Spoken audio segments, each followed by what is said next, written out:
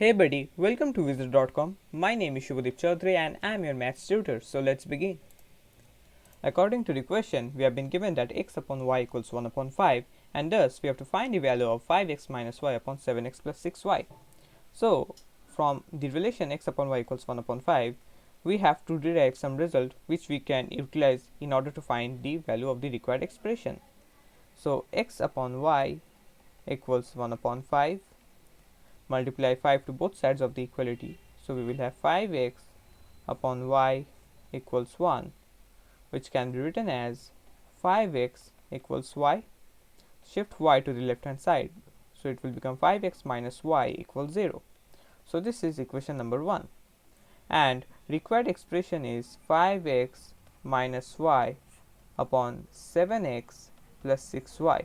But 5x minus y equals 0. So it will become 0 upon 7x plus 6y. So 0 upon anything will always become 0. So we can write it as 0 upon 1. Therefore, upon checking the options, we see that option B will be our required final answer. So that's it. Thank you and have a great day.